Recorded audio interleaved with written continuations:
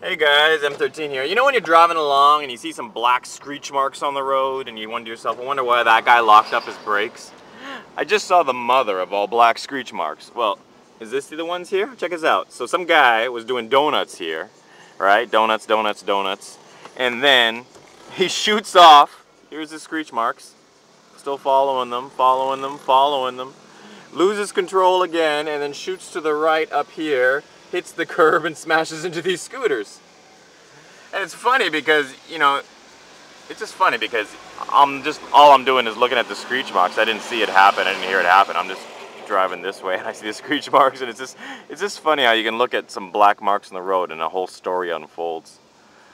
It would have been awesome if I'd been here when it happened though, eh? Eh? Eh? Yeah? Eh? Yeah? Alright, enough of that. Yeah, so with my car, for example, this is my car. It's a Suzuki Swift. Americans like to make fun of it 'cause it's a small car, but when it came out in Europe, it won Best New Car of the Year award and a bunch of other awards. It's small, it's fast, it's cheap, it's reliable. It's one of the best handling cars in the world for under $25,000. I'm not saying the car costs that much. The car costs like $15,000, but for under $25,000, nothing else handles better. Anyways, so when I bought this car brand new, what I actually told the shop, this is important, don't start it. You always got to tell them when you're buying a brand new car, brand new motorcycle, don't start it. Because what they want to do is they'll get it ready for you, right? Because you're coming to the shop, and then they'll start it up and they'll let it run for a bit, just so that it, you know, is easy to start when you get there. But when the absolute worst thing you can do for a new engine is to start it and just let it run. Anyway, so with my new car, I bought the car, and right away I started driving it hard. No, I drive it normal for a few minutes, just so the engine can warm up, so the oil can circulate. Then after that, I went up on the highway. The highway wasn't far from the shop, so I drove normal to the highway, got up on the highway, came to a complete stop like this on the side of the road. If you do, you know, either a country road with little traffic or a highway road.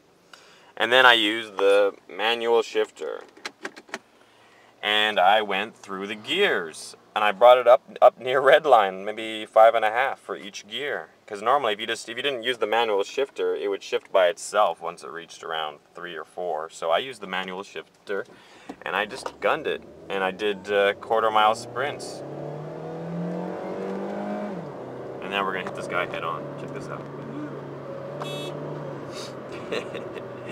Yeah, and I just went through the gears, and I just did sprints, like quarter-mile sprints. And then once I got up to maybe second or third gear, and up to the higher RPMs, the thing is, you don't have to go fast. You could just stay in first gear.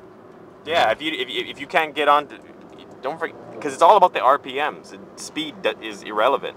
So what you could do is you could just put it into first gear, and then take the first gear up to high RPMs, and then take your foot off the gas, let the engine slow you back down, and yeah, and then once you slow down to a good speed, slow down to a slow speed, like 10 kilometers an hour, 20 kilometers an hour, then gun the gas again, bring it back up to the high RPMs, then let your foot off the gas, let the engine pull you back down to slow RPMs, and etc. and so forth. And you just keep doing that until you've gone. The reason why I would still shift up gears is just because,